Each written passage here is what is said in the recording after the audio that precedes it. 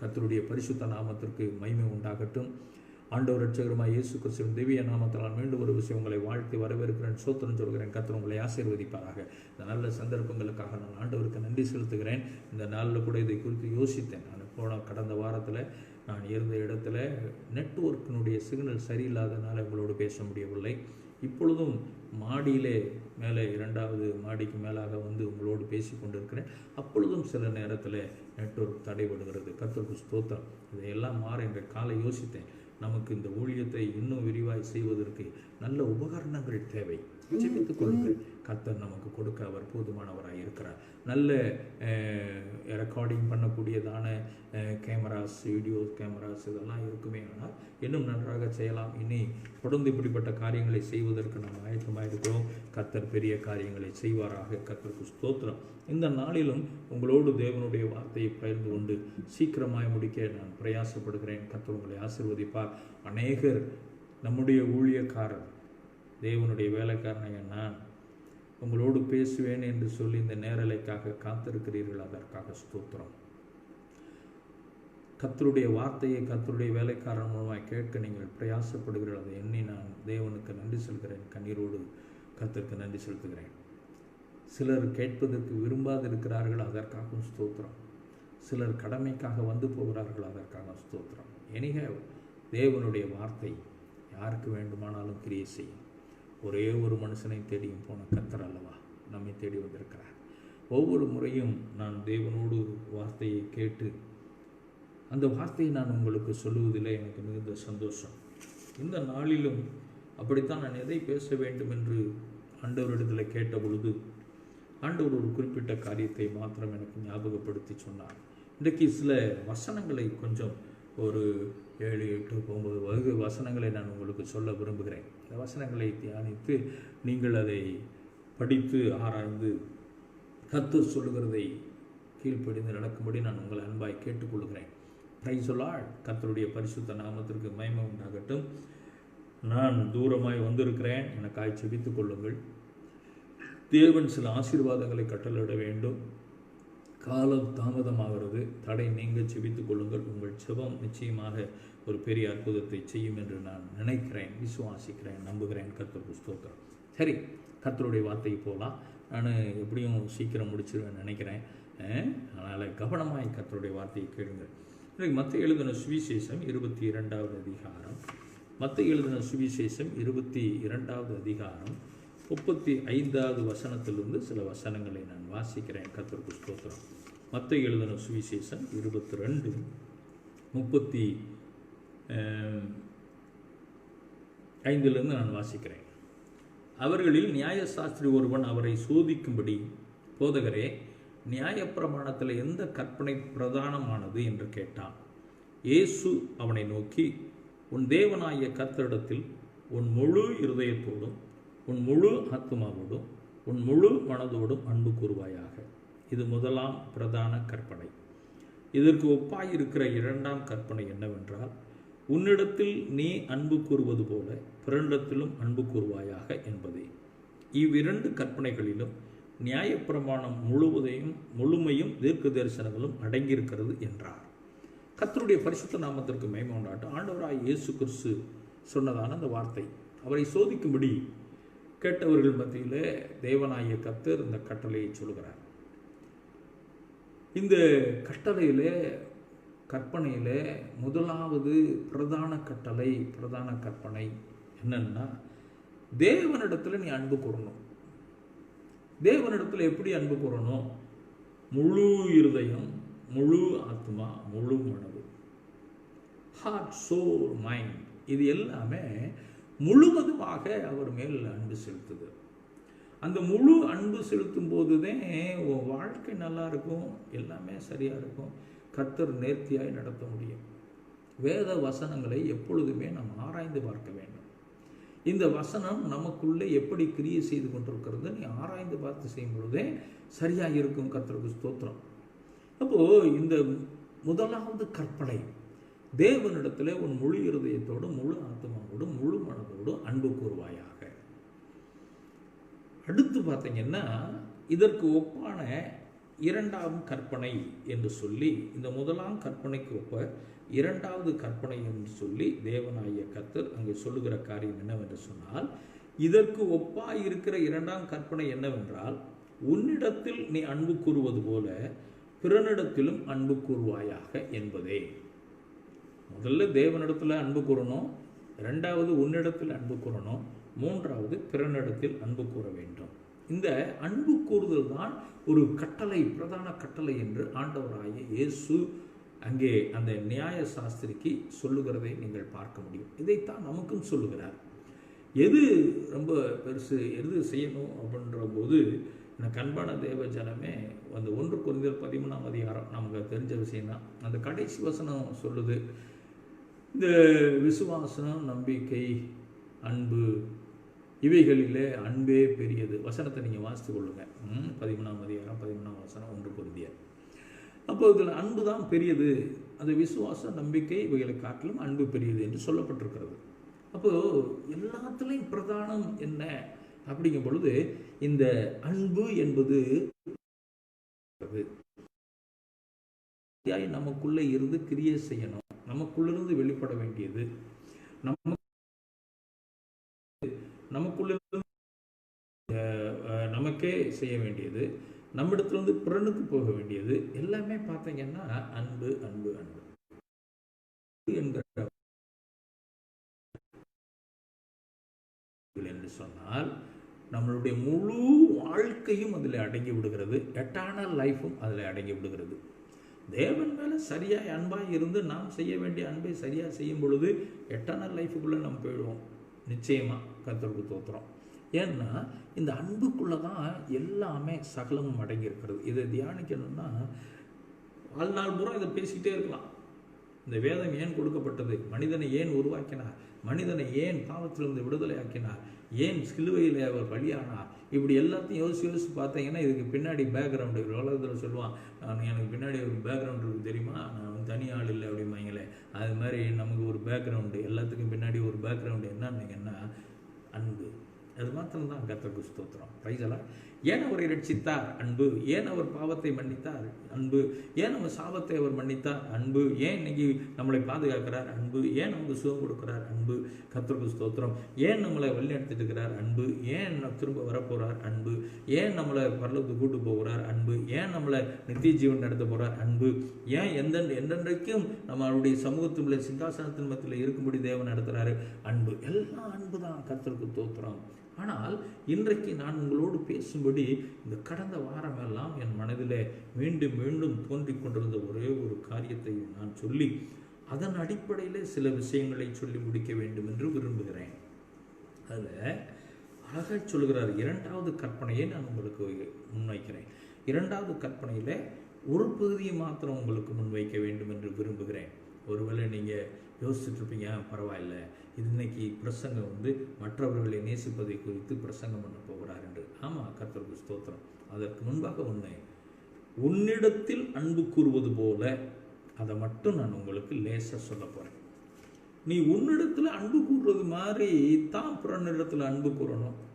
அப்போ பிறனிடத்தில் அன்பு கூறுகிற நீ உன்னிடத்தில் நீ எப்படி அன்பு கூர்ந்து கொண்டு இருக்கிறாய் என்பதை நீ யோசிக்கணும். நிறைய விஷயங்கள் நான் அதை செய்யலை, அதனால தான் நான் இப்படி இருக்கிறேன். நான் உங்களுக்கு திரும்ப சொல்கிறேன், தன்னை நேசிக்கணும். தன்னை நேசிக்கிறது போல, தன்மேல் அன்பு கூறுவது போல. கர்த்தருக்கு ஸ்தோத்திரம். நான் உங்களை பார்த்து கேட்குறேன், உங்களை நீங்கள் நேசிக்கிறீங்களா? உங்கள் மேலே உங்களுக்கு அன்பு இருக்குதா? ஒருவேளை உங்கள் மேல் உங்களுக்கு அன்பு இருக்குமானால் உங்கள் வாழ்க்கை கசந்து போகாது. உங்கள் மேல் உங்களுக்கு அன்பு இருக்குமானால் உங்கள் வாழ்க்கை வெறுமையாக இருக்காது. உங்கள் மேல் உங்களுக்கு அன்பு இருக்குமானால் ஒரு மனிதன் தற்கொலை பண்ணுகிற முடிவுக்கு வரமாட்டான். உங்கள் மேல் உங்களுக்கு அன்பு இருக்குமானால் ஒரு மனிதன் தன்னை கெடுத்து கொள்ள மாட்டான். உங்கள் மேல் உங்களுக்கு அன்பு இருக்குமானால் உங்கள் சரீரத்தை வதைக்கக்கூடிய எந்த ஒரு காரியத்தையும் செய்ய மாட்டீர்கள். உங்கள் என்கிற, தான் என்கிற, நான் என்கிற அதற்குள்ளே நம்மளுடைய உச்சந்தலிருந்து உள்ளங்கால் வரைக்கும் இருக்கக்கூடிய உள்ளும் புறமுமான சரீர உறுப்புகள் முதல் கொண்டு நம்மளுடைய ஆவி, ஆத்மா, இவைகளும் இணைந்திருக்கிறது. அதை நீங்கள் புரிந்து கொள்ளுங்கள். அதனால தான் சொல்றாரு, ஜீவ பலியா சரீரத்தின் அவயங்களோ ஒப்பு கொடுக்கணும்னு சொல்லி அங்கே சொல்லுகிறார். என் அன்பு தேவனுடைய பிள்ளையை, உன்னை நேசிக்கிறியா? உன் தலையை நேசிக்கிறியா? உன் முடியை நேசிக்கிறியா? உன் கண்ணை நேசிக்கிறியா? இல்லை உன் மூக்கு, வாய், பல், எதை நேசிக்கிற? கர்த்தருக்கு தோத்திரம். ஒருவேளை நான் மற்றவர்களுக்கு அழகில்லாதவனாக இருக்கலாம், ஆனால் எனக்கு நான் அழகு. ஒருவேளை நான் மற்றவர்களுக்கு முட்டாளாக இருக்கலாம், எனக்கு நான் அறிவாளி. ஒருவேளை மற்றவர்கள் பார்வையில் நான் தகுதியற்றவனாக இருக்கலாம், ஆனால் நான் எனக்கு தகுதி உள்ளவன். அருமையான தேவ பிள்ளையை, நான் சொல்லுகிறதை சரியாக புரிந்து கொள்ள வேண்டும். இதில் எந்த ஹெட் வெயிட்டு தலைக்கணம் வந்துடக்கூடாது, அகம்பாவம் கர்வம் வந்துடக்கூடாது. கர்த்தருக்கு தோத்திரம். அல்லேலூயா. உன்னை நேசிக்க வேண்டும் என்று சொன்ன கர்த்தருடைய வார்த்தையை புரிந்து கொள். இன்றைக்கு ஏன் மரணம், இன்றைக்கு ஏன் குடி வெறி, இன்றைக்கு ஏன் மனிதன் தன்னை கெடுத்துக் கொள்கிறான் என்று சொன்னால், தன்னை நேசிக்க தெரியாதவர்கள், தன்னை நேசிக்க தெரியாததுனாலே தன்னை கெடுத்துக் கொள்ளுகிறார்கள். தன்னை நேசிக்க தெரியாததுனாலே உலகத்திலே பாவத்திலே சிக்கிக் கொள்ளுகிறார்கள். தன்னை நேசிக்க தெரியாததினாலே சிந்தனையினாலே தன்னை கெடுத்துக் கொள்ளுகிறார்கள். தன்னை நேசிக்க தெரியாதவர்களுடைய இருதயம் மாசு அடைந்து விடுகிறது, அழுக்கடைந்து விடுகிறது. ஒருவேளை தன்னை நேசிக்க தெரியலைன்னா நான் குளிக்க மாட்டேன். என்னை நேசிக்கலை, என்னையே எனக்கு பிடிக்கலைன்னா நான் ஏன் குளிக்கணும்? என்னையே எனக்கு பிடிக்கலன்னா நான் ஏன் சாப்பிட்ணும்? என்னையே எனக்கு பிடிக்கலன்னா நான் ஏன் ட்ரெஸ்ஸு மாற்றணும்? புரிந்து கொள்ளுங்கள் எனக்கு அன்பு தேவ பிள்ளையை. ஒரு செய்தி ஒரு காரியம் ஞாபகத்துக்கு வருகிறது. ஒரு முறை மதுரையில் ஒரு குடும்பத்தில் ஒரு பிள்ளை குளிக்கலை, பல்லு விளக்கலை, சாப்பிடல, ரூம்பை விட்டு வெளியே வரல, அப்படியே படுத்து கிடக்கிறான். அங்கே ஜெபிக்கும்படி அழைக்கப்பட்டிருந்தேன். போய் அந்த பிள்ளைகளிடத்திலிருந்து பல மணி நேரங்கள் பேசினேன். ஆண்டவருடைய வார்த்தையை சொன்னேன். தேவன் அவர்களை குறித்து வைத்திருக்கிற காரியங்களை சொன்னேன். கடைசியில் பல மணி நேரம் பேசி முடித்ததற்கன்பாக விடியற் காலைக்கு அந்த பிள்ளை பல்லு விளக்கி குளிக்க தன்னை ஒப்பு கொடுத்தான். ஏன் அந்த நிலைமை? தன்னை நேசிக்கலை, தன் வாழ்க்கையை நேசிக்கலை, தனக்கு பிடிக்கலை, தன் வாழ்க்கை பிடிக்கலை. அதனால கர்த்தர், ஒருவேளை என் அன்பு தேவனுடைய பிள்ளைய, உன்னை யாராவது பிடிக்கலன்னு சொல்லியிருக்கலாம், உன்னை யாராவது வெறுத்திருக்கலாம். அதை பற்றி கவலைப்படாத. கர்த்தருக்கு தோத்திரம். ஆமென். மற்றவர்களுக்கு உன்னை பிடிக்காமல் இருக்கலாம், உன்னை படைத்த தேவனுக்கு உன்னை பிடித்திருக்கிறது. அதனால உனக்கு பிடித்திருக்க வேண்டும். அல்லேலூயா. நான் எனக்கு பிடிச்சிருக்குன்னா என்னை பார்ப்பேன். நான் கண்ணாடியில் ஒருவேளை முகம் சரியாக இல்லைன்னா சோப்பு போட்டு நல்லா கழுவுவேன். என்னுடைய ட்ரெஸ்ஸு சரியில்லைன்னா அந்த ட்ரெஸ்ஸை நான் மாற்றிக்கொள்வேன். என் தலை அலங்காரம் சரியில்லைன்னா அதை நான் சீவிக்கொள்வேன். ஏன்னா என்னை பிடித்திருக்கிறது, என்னை நீட்டாக வச்சுருக்குன்னு விரும்புகிறேன். அளவுக்கு அதிகமானது அல்ல, எனக்கு என்ன தேவையோ அதன்படி. கர்த்தருக்கு ஸ்தோத்திரம். Price the Lord. நல்லா புரிஞ்சு கொள்ளுங்க. இதை தயவு செய்து இன்றைக்கு உங்கள் சிந்தையை தொலைக்கட்டும் என்று நான் விரும்புகிறேன். உங்கள் சிந்தைக்குள்ளே இந்த வார்த்தை போய் உங்களை குழப்பி, உங்களை ஒரு ஆயத்தப்படுத்தி, உங்களை சீர்படுத்தி அழகாக நிறுத்தணும்னு விரும்பி அந்த ஆவலோடு ஏவலோடு நான் உங்களோடு பேசி கொண்டிருக்கிறேன். கர்த்தருக்கு ஸ்தோத்திரம். கடந்த நாட்கள்லாம் இந்த காரியம் என்னுடைய சிந்தைக்குள்ளே ஓடிக்கொண்டிருந்தது. இன்னைக்கு இது அப்படியே உங்களுக்குள்ள கிரியை செய்யணும்னு விரும்புகிறேன். கர்த்தருக்கு, எத்தனை பேர் உன் வாழ்க்கை உனக்கு பிடிக்காமல் இருக்கிற, எத்தனை பேர் உன்னையே உனக்கு பிடிக்காமல் இருக்கிற. கர்த்தருக்கு கண்ணு பெருசாக இருக்குதா? உன் பல்லு பெருசாக இருக்குதா? உன் பல்லு சரியில்லையா? உன் முகம் சரியில்லையா? அழகு இல்லையா? கருப்பாக இருக்கிறியா? இல்லை சிறப்பாக இருக்கியா? எது பிடிக்கல? கர்த்தருக்கு ஸ்தோத்திரம். அதை விட்டுவிடு. இன்றைக்கு கர்த்தர் சொல்லுகிறார், உன்மேல் நீ அன்பு செய்வது போல உன்னை நீ அன்பு கூறுவதற்கு நீ அறிந்து கொள். கர்த்தருக்கு ஸ்தோத்திரம். அப்போ என் மேல் நான் அன்பாக இருக்கிறேன் என்று சொன்ன, ஒருவேளை எனக்கு அன்பானவர்கள் யாராவது ஒருத்தர் மேலே அன்பு இருந்துச்சுன்னு சொன்னால், அவங்க அசிங்கமாக இருக்கிறது எனக்கு பிடிக்காது, அவங்க குறைவோடு இருக்கிறது எனக்கு பிடிக்காது, அவங்க பட்டினியாக இருக்கிறது பிடிக்காது, அவங்க பலவீனமாக இருக்கிறது எனக்கு பிடிக்காது. நல்லா யோசனை பண்ணி பார்த்துக்கொள்ளுங்க. உங்களுக்கு அன்பானவர்கள் எப்படி இருக்குன்னு நீங்கள் நினைப்பீங்க. கர்த்தருக்கு ஸ்தோத்திரம். இப்போ எனக்கு அன்பானவர்கள் என்ன பார்த்தாங்கன்னா, எங்கள் பாஸ்டர் அல்லது எங்கள் அங்கிள், எங்கள் தாத்தா, எங்கள் அப்பா, எங்கள் அண்ணன், எங்கள் மாமா, யார் வேணாலும் சரி, எனக்கு பிடித்தவர்கள், அவர் நல்லா இருக்கணும், அவர் நல்லா இருந்தால் தான் நல்லா இருக்க முடியும் சொல்லுவாங்க இல்லைங்களா? அதே போல தான் நீ நல்லா இருக்கணும். ஒன்று உனக்கு பிடிச்சிருக்குதா? நீ நல்லா இல்லாமல் மற்றவங்களை எப்படி நல்லா இருக்க வைக்க முடியும்? சுவர் இல்லாமல் சித்திரம் வரைய முடியாது. கர்த்தருக்கு ஸ்தோத்திரம். நீ சுகமாக இல்லாமல் மற்றவர்கள் சுகமாக இருக்க வைக்க முடியாது. நீ சாப்பிடாம நீ பசியாக கடந்து மற்றவர்களை சாப்பிட வைக்கணும்னு நினைக்க முடியாது. நீ சாப்பிட்டாத்தே மற்றவங்களுக்கு வேலையை செய்ய முடியும், பலன் இருக்கும். கர்த்தருக்கு ஸ்தோத்திரம். அப்போது உன்னை நீ நேசிக்க கற்றுக்கொள். நல்லா புரிஞ்சுக்கொள்ளுங்க. என்ன நான் நேசிக்கிறேன், என் சரீரத்தை நேசிக்கிறேன். நான் போய் சாக்கடையில் போய் விழுவேனா? கொஞ்சம் யோசனை பண்ணி பாருங்களேன். சாக்கடை நல்லா போயிட்டுருக்குது. ஏங்க சென்னையில் கூவம் ஆறு போகுதுங்க. நான் என்னை நேசிக்கிறேங்க, என் மேலே ரொம்ப அன்பாக இருக்கிறேங்க. நான் போய் கூவத்தில் போய் குளிக்கலாம்னு சொல்லி உள்ளே விழுவேனா? ஏன் மாட்டேன்? ஏன் முடியாது? ஏன்? நாட்டம் அழகையோ என்னுடைய வாசனையோ கெடுத்து போயிடும். அதனால நான் போய் கூபத்தில் விழமாட்டேன். ஏன் தான் என் சரீரத்தை நேசிக்கிறேன். அப்போ கூபத்தில் விழுந்து சாகிறவன்லாம் ஏன் சாகிறான் அப்படின்னா, தன்னை நேசிக்கலை, தன் மேலே அன்பு இல்லை, தன் வாழ்க்கை மேலே அன்பு இல்லை, நேசம் இல்லை. கர்த்தருக்கு ஸ்தோத்திரம். என் அன்பு தேவனுடைய ஜனமே, நீ உன்னை நேசிக்க கற்றுக்கொள். உன்னை நீ நேசிக்க கற்றுக்கொண்டாத்தான் இந்த உலகத்தில் நீ வாழ முடியும், இந்த உலகத்தில் ஜீவிக்க முடியும். கர்த்தருக்கு ஸ்தோத்திரம். கர்த்தர் உன்னை தகுதிப்படுத்தியிருக்கிறார் என்பது எப்போ உனக்கு தெரியும்னா, உன்னையே நீ நேசிக்கும் பொழுது தான் அது உனக்கு தெரியும். இல்லைன்னா உனக்கு தெரியாது. கர்த்தருக்கு ஸ்தோத்திரம். அல்லேலூயா. எனக்கு அன்பு தேவனோடு திரும்ப சொல்கிறேன், உன்னை நேசிப்பதினால் உனக்கு வரக்கூடிய தலைக்கணம், கௌரவம் எல்லாம் உன்னை கீழே தள்ளிடும். தாழ்மை தான் கர்த்தருக்கு முன்பாக உன்னை உயர்த்தும், கிருபையை தரும். கர்த்தருக்கு ஸ்தோத்திரம். ஆனால் எப்போ அது வரும்? என்னை நேசிக்க. அல்லேலூயா. என்னுடைய சரீரத்தை நான் நேசிக்காமல் போய்விட்டேன். பல காலங்கள் பட்டினி கடந்து இன்றைக்கு சரீர பலவீனங்கள்.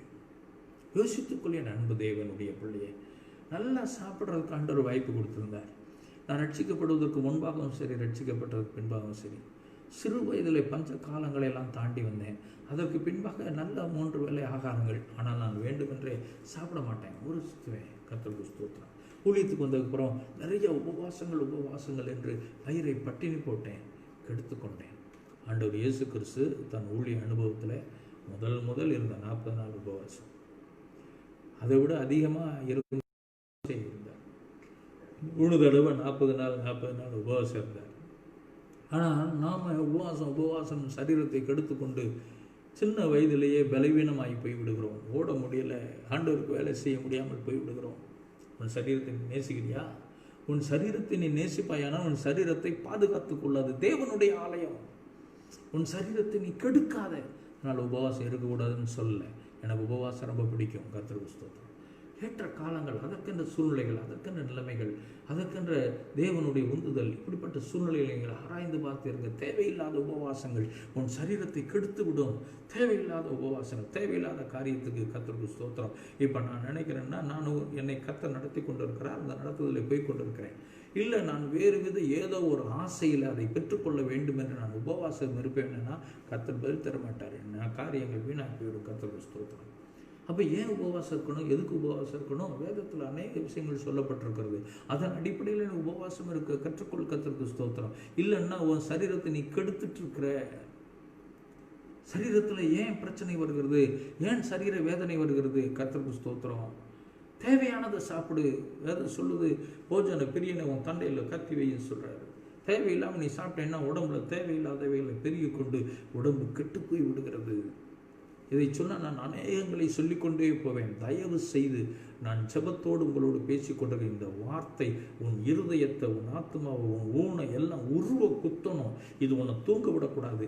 இந்த வார்த்தை உன்னை யோசிக்க வைக்கணும். இன்னைக்கு அநேகர் உன்னை நேசிக்க தவறி போய்விட்டாய். அதனால் உன் வாழ்க்கையில் இடறுதல், பிரச்சனை. கர்த்தருக்கு ஸ்தோத்திரம். உன்னை நேசிக்காததுனால தேவன் உன்னை எதற்காக வச்சிருக்கிறான்றதே உனக்கு தெரியாமல் போயிடுச்சு. கர்த்தருக்கு ஸ்தோத்திரம். ஆதாம் ஏவாள் ஏதேனில் பாவம் செஞ்சுட்டாங்க. கீழ்ப்படியாமையின் பாவம், வெளியே துரத்தப்பட்டார்கள். காரணம் என்ன தெரியுமா? தேவன் அவர்கள் கொடுத்த அந்த சரீரத்தை நேசிக்கலை. தேவ சாயலாய் கொடுக்கப்பட்ட அந்த மகிமையின் சாயலை அவர்கள் நேசிக்கலை. கர்த்தருக்கு ஸ்தோத்திரம். அவர்கள் அது மேலே அன்பு கூறலை. அது மேலே அன்பு கூர்ந்தாங்கன்னா அது கெடுத்து போடுகிற காரியத்தை அவர்கள் செய்திருக்க மாட்டார்கள். ஆனால் தேவன் அவர்களை நேசித்தார், கைவிடலை. மீண்டும் ஒரு தோல்வியை உடுத்தினார். என் அன்பு தேவனுடைய பிள்ளையை, தன்னை நேசிக்கிறவன் தன்னை சரியாய் பார்த்து கொள்வான். தன்னை நேசிக்கிறவன் தான் சரியானதை, நல்லதை சிந்திப்பான். நல்லதையே யோசிப்பான், நல்லதையே செயல்படுத்துவான். தன்னை நேசிக்கிறவன் நல்லதையே சாப்பிடுவான். தன்னை நேசிக்கிறவன் தான் சரியான பாதையில் நடக்க வேண்டும் என்று விரும்புவான். யோசித்து பார்த்துக்கொள். இந்த செய்தியை நீ யோசித்திருக்கியா? என் அன்பு தேவனுடைய பிள்ளையே, என்னைக்கு யோசித்து உன்னை நேசித்து பார்ப்ப. என்னை நேசிக்கிறேன், என்னை நேசிக்கிறதா நான் எப்படி இருக்க வேண்டும் என்று யோசித்துப்பார். என்னை நேசிக்கிறது என்று சொன்னால் நான் எந்த சிந்தனை இருக்க வேண்டும் என்று யோசித்துப்பார். என்னையே நான் நேசிக்கிறதா நான் என்ன செய்ய வேண்டும், எப்படி பேச வேண்டும். அடுத்தவன் எது பேசுறது உனக்கு பிடிக்காத அது நீ செய்யாத. அடுத்தவன் எப்படி நடந்து கொள்கிறானோ அது உனக்கு பிடிக்காத நீ அப்படி நடக்காத. அடுத்தவன் பாரு. கர்த்தருக்கு ஸ்தோத்திரம். தேவையில்லாதை விடு. நீ நல்லதை செய்ய பழகு, நல்லதை பேசு, நல்லதை சிந்தி, உனக்கு நல்லதை நடப்பித்துக்கொள். அப்பத்தான் உனக்குள்ள இருக்கிற நல்லது உன்னிடத்திலிருந்து நல்லதா வெளிப்படும். அல்லேலூயா, அல்லேலூயா. செத்த ஈ பரிமளக்காரனுடைய பரிமள தைலத்தை நார பண்ணும். செத்த ஈ பரிமளக்காரனுடைய பரிமள தைலத்தை நார பண்ணும். இந்த சரீரத்தை, இந்த ஆவி ஆத்துமாவை நேசிக்க தெரியாத உனக்கு செத்த ஈயை போல உன் சிந்தையில, உன் இருதயத்தில், உன் சரீரத்துக்குள்ளே போகக்கூடிய எதுவும் உன்னை நார பண்ணும், உன்னை தீட்டுப்படுத்தி விடும். இன்றைக்கு அதை மாற்ற முடியுமா? உன் இருதயத்தில் எத்தனை காரியங்கள் இருக்கிறது. உன் இருதயத்தை நேசிக்கிறியா? உன் இருதயத்தை நேசிப்பானால் உன் இருதயத்துக்குள்ள நல்லவைகள் நிரம்பட்டுமே. Price the Lord. நாம் வீட்டில் சமைக்கிறோம், ஒரு பல்லி விழுந்துருச்சுன்னு தெரிஞ்சிச்சுன்னா அதை சாப்பிடுவோமா? ஏன் சாப்பிட மாட்டோம்? பாய்சனை, அதனால் சாப்பிடக்கூடாதுன்னு சாப்பிட மாட்டோம். அது மட்டும் தெரியுதே. உன் இருதயத்தை பாய்சனாக்கி வச்சிருக்கிறியே, உன் சிந்தையை பாய்சனாக்கி வச்சிருக்கிறியே, உன் கண்கள் பாய்சனாகவே இருக்குதே. எப்படி அதை மாற்ற முடியும்? மாற்று. அதுதான் உன்னை நேசிக்கிறது. அல்லேலூயா. இன்றைக்கி நான் யோசித்து பார்க்குறேன். நீ கண்ணாடி போட்டிருக்க, எனக்கு பிடிக்கல. ஏன் கண்ணாடி போட்டேன்னு என் கண்ணு கெட்டு போயிடுச்சு, பார்வை சரியாக தெரியலை, எழுத்து தெரிய மாட்டேங்குது, அதனால் கண்ணாடி போட்டிருக்கிறேன். அப்போ ஏன் எழுத்து தெரியலைன்னா என் கண்ணை நான் கெடுத்துக்கிட்டேன். என் கண்ணை நேசித்து நான் பாதுகாக்கவில்லை, எனவே அதை நான் கெடுத்துக்கொண்டேன். யோசித்து பாருங்களேன் எனக்கு அன்பு தேவனுடைய பிள்ளையே. என் கண்ணை நேசிப்பேனாலும் என் கண்ணை நான் பாதுகாத்திருப்பேன். என் பல்லை நேசிப்பேனாலும் என் பல்லை நான் பாதுகாத்திருப்பேன். நேசிக்கலை, அதனால ஆங்காங்கு பிரச்சனை. கர்த்தருக்கு ஸ்தோத்திரம். உன்னை நேசிக்க கற்றுக்கொள். தேவனாகிய கர்த்தர் உனக்குள்ளே பெரிய காரியங்களை செய்ய. உனக்குள்ளே எப்போ மாற்றம் வரும், எப்போ உனக்கு ஆசீர்வாதம் வரும்னா உன்னை நேசித்தாத்தான் உனக்கு ஆசீர்வாதம் வரும். Praise the Lord. அல்லேலூயா. கர்த்தருடைய அதுக்கு இன்னொன்று உதாரணத்தை சொல்கிறேன். உனக்கு பிடிச்ச காரியம் என்ன? நீங்கள் யோசித்துக் கொள்ளுங்கள். சிலருக்கு பார்த்தீங்கன்னா தங்கள் வீடை சுத்தமாக வச்சுருக்கிறது பிடிக்கும். சிலருக்கு பார்த்தீங்கன்னா நல்லா சாப்பிட்றது பிடிக்கும். சிலருக்கு பார்த்தீங்கன்னா நல்ல ட்ரெஸ் போடுறது பிடிக்கும். சிலர் பார்த்தீங்கன்னா தன்னை ரொம்ப அலங்காரம் பண்ணிக்கிறது பிடிக்கும். அப்போ இது எதை செய்தாலுமே அது நல்லா இருக்கணும்னு நினச்சி செய்வோம். தன் வீடை நான் நேசிக்கிறவர்கள் தன் வீடு சுத்தமாக இருக்கணும், அழகாக இருக்கணும், எல்லாத்தையும் பண்ணணும் அப்படின்றதை நேசித்து செய்வார்கள். கர்த்தருக்கு ஸ்தோத்திரம். எதையுமே அன்பு கூறுகிறவர்கள், நேசிக்கிறவர்கள் அது அழகாக இருக்கணும், நீட்டாக இருக்கணும்னு நினைக்கிறது போல உன்னை நேசிக்கிறதுல இருக்கிற காரியத்தை புரிந்து கொள். உன் சிந்தை, உன் இருதயத்தின் நினைவு, உன் ஆத்துமத்துக்குள்ளே இருக்கிற காரியங்கள் எல்லாமே நல்லா இருக்கணும்னு விரும்புகிறார் ஆண்டவர். அதனால தான் சொன்னார், முதல்ல உன்னை நேசி. நான் சொல்லுவேன், நான் இந்த பைபிளை ரொம்ப நேசிக்கிறேன். என் பைபிள் இந்த ஓரங்கள் மடங்கிறது கூட நான் விரும்ப மாட்டேன். மடங்கிறத ஒன்று எடுத்து விட்டுருவேன். என் பைபிள் கசங்குவதை நான் விரும்ப மாட்டேன். ஏன்னா இதை நான் நேசிக்கிறேன். கிழிஞ்ச பைபிளை யூஸ் பண்ண மாட்டேன். ஏன்னா இதை நேசிக்கிறேன். ஆமாம், இதை நான் நேசிக்கிறேன். இந்த நேசம் நல்லா இருக்குன்னு நினைக்கிறேன். இது கையில் இருக்கும்போது பத்திரம் அழகாக இருக்குன்னு நினைக்கிறேன். இது கிழிஞ்சதை நான் வச்சுட்டு கிழிஞ்சு போனதை காட்ட விரும்பலை. நீ கிழிஞ்சு போன சட்டை போட்டிருப்பியா? கிழிஞ்சு போன துணி போட்டுட்டு வெளியே போவியா? மடங்கி கிடக்கிற சுருங்கி கிடக்கிறத நீ யூஸ் பண்ணிட்டு இருப்பியா? ஒரு செருப்பு தேஞ்சு வீணாக போயிடுச்சுன்னா அதவே போட்டுக்கிட்டு இருப்பியா? காலமெல்லாம் பரவாயில்ல, தச்சு போடலான்னு. அதெல்லாம் செய்கிற நீ நேசிக்கிற வேதத்தை ஏன் அழுக்காக வச்சிருக்கிற? ஏன் கிழிஞ்சு போய் வச்சிருக்கிற? ஏன் மடங்கி போய் வச்சிருக்கிற? உன்னை நேசிக்க கற்றுக்கொள். உன்னை நேசிக்க நீ கற்றுக்கொள். உன்னை நேசிக்க தெரிஞ்சிட்டேன்னா இந்த உலகத்தினுடைய பிரச்சனை என்னன்னு கர்த்தர் உனக்கு சொல்லுவார்.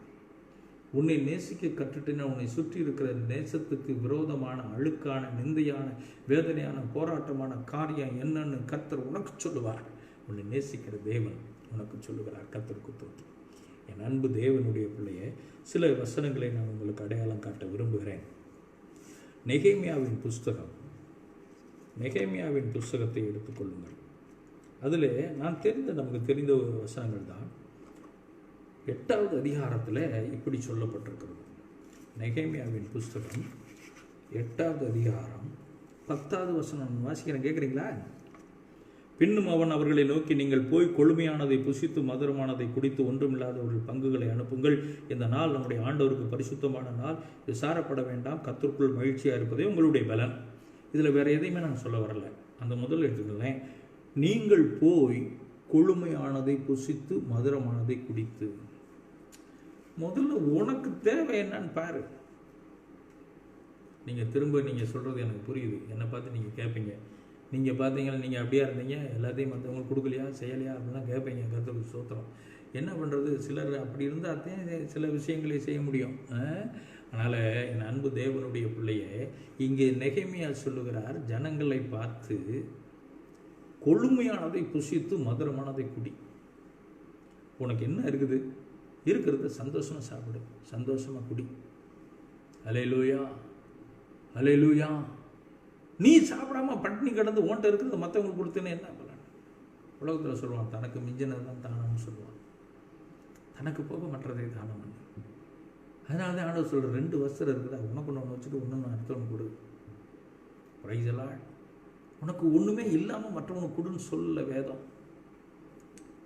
சில நேரத்தில் அன்பின் மிகுதியாக நாம் செய்ய வேண்டிய விஷயத்தை தனக்கு வைக்காமல் மற்றவங்களுக்கு செய்து விடுகிறோம். கர்த்தர் பார்க்குறார். கர்த்தருக்கு ஸ்தோத்திரம். கர்த்தர் பதில் செய்வார், அது வேற விஷயம். ஆனாலும் உன்னை நேசிக்க கற்றுக்கொள்கிறவர்கள் நீ எப்படி இருக்கணும், அதைத்தான் வேதம் சொல்கிறது. நீ முதல்ல கொழுமையானது புசித்து மதுரமானது கூடி. அதனால சுயநலவாதியாக இருக்காத. சில பேர் இருப்பான், சுயநலமாக இருப்பான், தனக்குன்னு தனியாக வச்சுட்டு மற்றவங்களுக்கு ஒன்றுமில்லாத கொடுப்பான். சில வீடு இருக்குது, அவங்க ஃப்ரெஷ்ஷாக இருக்கிறத சாப்பாட்டுக்கு வச்சுட்டு வர்றவங்களுக்கு பழசை போடுவான். சில அப்படிப்பட்ட மனுஷர்கள்லாம் இருக்கிறாங்க. ஜாக்கிரதை. கர்த்தருக்கு தோத்திரம். அல்லேலூயா. சிலர் பேர் வஸ்திரங்களை மற்றவர்களுக்கு கொடுப்பார்கள். தான் நல்ல வஸ்திரம் வச்சுட்டு கிழிஞ்சு கொடுத்த மற்றவங்களுக்கு கொடுப்பான். தவறு. கர்த்தருடைய பரிசுத்த நாமத்திற்கு மகிமை உண்டாகட்டும். என் அன்பு தேவன் ஜனமே, மற்றவர்களை பற்றி நான் இப்பொழுது பேச வரல, உன்னை பற்றி தான் பேச விரும்புகிறேன். உன்னையே பற்றி நான் பேச விரும்புகிறேன். அப்போது உன்னை நேசிக்கிற நீ கொழுமையானதை புசித்து மதுரமானதை குடி. இது சரீரத்துக்கு ஆரோக்கியத்தை உண்டாக்கக்கூடிய காரியம். உன் சரீரத்தை சரியாக வச்சுக்க, உன் சரீரத்தை பாதுகாத்துக்கோ, உன் சரீரத்தில் ஆரோக்கியத்தை வரிசிக்க பண்ணிக்க.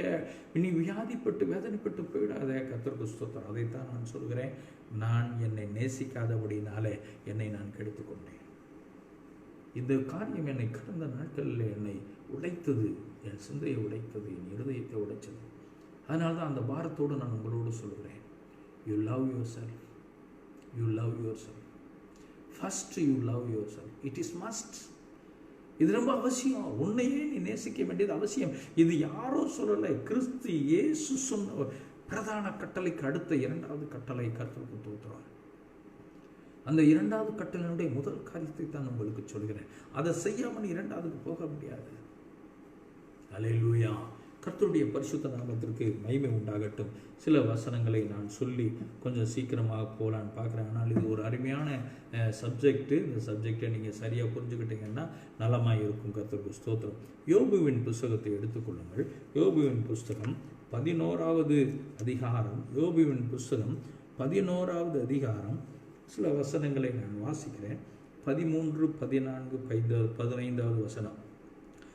நீர் உம்முடைய இருதயத்தை ஆயத்தப்படுத்தி உம்முடைய கைகளை அவருக்கு நேராக விரித்தால் நலமாயிருக்கும். உம்முடைய கையிலே அக்கிரமம் இருந்தால் அதை தூரத்தில் அகற்றிவிட்டு அநியாயம் உம்முடைய கூடாரங்களில் வாசமாயிருக்க விட்டாதிரும். அப்பொழுது உம்முடைய முகத்தை மாசு இல்லாமல் ஏறெடுத்து பயப்படாமல் திடன் கொண்டிருப்பீர். இங்கே யோபு எல்லாவற்றையும் இழந்து வீதியில் இருக்கிற பொழுது அவனுடைய நண்பர்கள் வந்து அவனோடு பேசி கொண்டிருக்கிறார்கள். அவன் நண்பர்கள் பேசுகிற காரியத்தை தான் இங்கே சொல்லப்பட்டிருக்கிறது.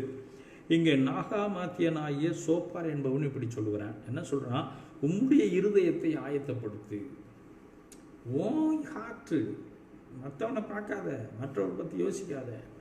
ஓன் இருதயத்தை ஆயத்தப்படுத்தி உம்முடைய கைகளை அவருக்கு நேராக விரித்தால் நலமாக இருக்கும். உம்முடைய என்று அந்த தனிநபரை சுட்டி காட்டுகிறான். நாம் இன்னைக்கு என்ன பண்ணுறோம்? அடுத்தவன் மற்றவர்களை சொல்லி கொண்டிருக்கிறோம். அது அல்ல. நீ உன்னை பாரு, முதல்ல உன்னுடைய நிலைமையை பாரு. அதனால தான் நம்ம உலகத்தில் சொல்லுவோம், உன் முதுகவே உனக்கு பார்க்க தெரியல, அடுத்தவன் முதுகை போய் பார்த்துட்டு இருக்கிறோமா. என் அன்பு தேவனுடைய பிள்ளையே, உன்னை பார், உன்னுடைய நிலைமையை பார். அப்போ உன் இருதயத்தை முதல்ல ஆயத்தப்படுத்து. இதை நீ ஆராய்ஞ்சு பாரு. ஒன்றை முதல்ல ரிசர்ச் பண்ணு, அடுத்தவனை பார்க்காத. அடுத்தவங்க என்ன ட்ரெஸ் போட்டிருக்கிறாங்க, அடுத்தவங்க என்ன புடவை கட்டியிருக்கிறாங்க, அடுத்தவன் என்ன வாங்குறான், அடுத்த வீட்டில் என்ன வச்சுருக்கிறாங்க, அதெல்லாம் நீ ஆராய்ஞ்சு பார்க்காத. முதல்ல ஒன்றை நீ ஆராய்ஞ்சு பாரு. You search your self. உன்னை ஆராய்ந்து பார். உன்னை டாட் டு பாட்டம், என்ன டவுட் என்னன்னு நீ ஆராய்ஞ்சு பார். அப்போ தான் தெரியும் உன் நேசம் என்னதுன்னு சொல்லி. கர்த்தருக்கு ஸ்தோத்திரம். உன்னை நீ நேசிக்கிறது உண்மைன்னா, நேசிக்கிறவன் தன்னை கெடுத்து கொள்ள மாட்டான். தன்னை நேசிக்கிறவன் தனக்கு தீமை விளைவித்துக் கொள்ள மாட்டான். என் சரீரத்தை நேசிக்கிறேங்க, நான் போய் கத்தி வச்சு கையை அறுப்பனா? யோசிச்சு பாருங்க. என் முகத்தின் அழகை நான் நேசிக்கிறேன், என் முகத்தில் ஆசிட் ஊற்றி நான் கெடுத்துக்கிடுவேனா? யோசித்து பாருங்கள். கர்த்தருக்கு ஸ்தோத்திரம். என் கையை நான் நேசிக்கிறேன், நான் ஆசையாக இருக்கிறேன், விரும்புகிறேன், என் கையை நான் முடிச்சுக்கிடுவேனா? யோசித்து பார். கர்த்தருக்கு ஸ்தோத்திரம். அல்லேலூயா. அப்போ தன்னை நேசிக்கிற யாருமே தன்னை கெடுத்துக்கொள்ள மாட்டார்கள். இங்கு யோபு சொல்கிறான், உம்முடைய இருதயத்தை ஆயத்தப்படுத்தி உம்முடைய கைகளை அவருக்கு நேராக விரித்தால் நலமாயிருக்கும். எல்லாத்தையும் வாசிச்சு கொள்ளுங்க. கர்த்தருக்கு ஸ்தோத்திரம். அந்த 15வது விஷயத்துல உம்முடைய முகத்தை மாசில்லாமல் ஏறெடுத்து பயப்படாமல் திடன் கொண்டிருப்பீர். அப்போ உன்னை நேசித்து உன்னை நீ ஆராய்ஞ்சு பார்த்து உன் இருதயத்தை எல்லாம் ஆராய்ஞ்சு பார்த்துட்டேன்னா, உன் முகத்தை மாசில்லாமல் ஏறெடுத்து, உன் முகம் குற்றம் இல்லாம, கரை இல்லாம, அருவருப்பு திட்டு இல்லாம, மாசில்லாமல் ஏறெடுத்து பயப்படாமல் திடம் கொண்டிருப்பாய். அப்படி உன்னை நீ ஆராய்ந்து பாரு, உன் இருதயத்தை ஆராய்ந்து பாரு. கர்த்தருக்கு ஸ்தோத்திரம். உன்னுடைய கைகளை அவருக்கு நேராக விரித்தால், அப்போ தன்னை ஆராய்ந்து பார்த்து தன்னை நேசித்தவன் அவருக்கு முன்பாக குற்றமற்றவனாய் நிற்க முடியும். கர்த்தருக்கு ஸ்தோத்திரம். யோசிச்சு பாரு. உன் இருதயத்தில் எத்தனை தேவையில்லாத, தேவனுக்கு பிரியமில்லாத காரியம் இருக்கிறது என்பது யோசித்து பார்த்து உன்னை நேசிக்கிறதா இருந்தால் அதை தூக்கி வெறி. அல்லேலூயா. நம்ம போட்டிருக்கிற பழைய ட்ரெஸ்ஸு அழுக்காயிடுச்சுன்னா, கலர் மங்கிடுச்சுன்னா, கிழிஞ்சு போச்சுன்னா போட மாட்டோம். ஏன்னா நம்மளை நேசிக்கிறோம். நம்மளை நேசிக்கிறாங்க மற்ற தூக்கியில் போட்டு புதுசாக அவங்க போட்டுக்கிடுவோம்.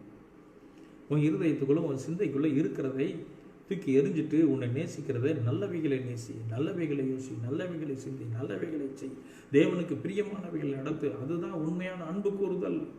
அந்த அன்பு கூறுதல் சரியா? இப்போது நான் நேசிக்கிறேன், யாருக்காவது இல்லை பிள்ளைகளையோ இல்லை மற்றவர்கள் நேசிக்கிறேன், கெட்டு போனதை நான் வாங்கி கொடுப்பேனா? யோசித்து பாருங்க. கர்த்தருக்கு ஸ்தோத்திரம். அதனால தான் கேளுங்கள் அப்பொழுது உங்களுக்கு கொடுக்கப்படும் என்ற அந்த சத்திய வார்த்தையில் ஆண்டவர் இயேசு தெளிவாய் சொல்லுவார். கர்த்தருக்கு ஸ்தோத்திரம். மீனை கேட்டால் பாம்பை கொடுப்பானோ? அப்பம் கேட்டால் கழுத்துன்னு கொடுப்பானோ? பொல்லாத உங்களுடைய பெற்றோர்கள் பிள்ளைகளுக்கு நல்ல ஈவுகளை செய்ய நினைத்திருக்கும் போது பரமபிதா அதை காட்டிலும் மேன்மையானதை செய்வார் இல்லையா? அப்போ என் அன்பு தேவனுடைய பிள்ளையை உன்னை நேசிக்கிறதா இருந்தால் உனக்கு நல்லதாச்சு. நான் திரும்ப சொல்கிறேன், உன்னை நேசிக்கிறேன்ட்டு பியூட்டி பார்லர் போய் உன்னை அழகுபடுத்திக்க சொல்ல. நான் அங்கே தான் நீங்கள் எஸ்தரை ஞாபகப்படுத்திக் கொள்ளுங்கள். எஸ்தரோடு இருந்தவர்கள் எல்லாரும் நிறைய வாங்கி போட்டு அலங்கரிச்சுட்டு ராஜாட்ட போனாங்க. யாரும் எடுபடலை. எஸ்தருக்கு என்ன கொடுத்தானோ அதை மட்டும் வாங்கிக்கிட்டா. ஏன்னா தன்னை அவள் நேசித்திருக்கிறாள். தன்னை பற்றி அவளுக்கு தெரியும். தனக்கு ஒரு கான்ஃபிடென்ட் உண்டு. தன்னை நேசிக்கக்கூடிய ஒவ்வொருவருக்குமே ஒரு உறுதி இருக்கிறது, ஒரு கான்ஃபிடென்ட் இருக்கிறது அவர்களுக்குள்ளே. அந்த கான்ஃபிடென்ட்டில் பார்த்தீங்கன்னா நம்மளால் முடியும், நம்மளால் செய்ய முடியும், நம்மளால் சாதிக்க முடியும், நம்மளால் வாழ முடியும். தன்னை நேசிக்காத தெரியாத கெட்டு போகிறது. கர்த்தருக்கு ஸ்தோத்திரம். தன்னை நேசிக்காத தன் சரீரத்தை, தன் ஆவி ஆத்மாவை நேசிக்காதால் தான் தன்னுடைய வாழ்க்கையை கெடுத்துக் கொள்கிறது. கர்த்தருக்கு ஸ்தோத்திரம். ஆனால் தன்னை நேசிக்கக்கூடியவர்கள் பார்த்தீங்கன்னா அவங்களுக்குள்ள ஒரு கான்ஃபிடென்ட் இருக்கும். இது முடியும், என்னால் முடியும். கர்த்தருக்கு ஸ்தோத்திரம். அல்லேலூயா, அல்லேலூயா. இதெல்லாம் வேதத்தில் இருக்குது. அதனால் உலகத்தில் சொன்னாங்க உன்னால் முடியும் தம்பி அப்படின்னா. அதனால் எனக்கு சொல்கிறேன், அன்பான விசுவாச மக்களே, அன்பு பிள்ளைகளே, என்னுடைய வாலிப செல்வங்களே, உங்களால் யூ கேன் என்று புரிந்து கொள். You can. அது எப்போ அது முடியும்னு சொல்லி சொன்னீங்கன்னா, என்னை நேசிக்க கற்றுக்கொள்ளும் பொழுது தான் அது முடியும். அதனால் தான் நான் அடிக்கடி சொல்லுவேன், நான் வாழ விரும்புகிறேன்.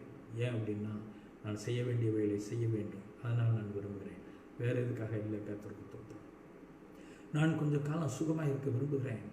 ஏன் அப்படின்னா ஆண்டவர் என்னை ஆசீர்வதித்தது இந்த உலகம் பார்க்கணும், இந்த உலகம் தெரியணும். கர்த்தருக்கு ஸ்தோத்திரம். பிரைஸ். நான் ஏன் வாழணும்?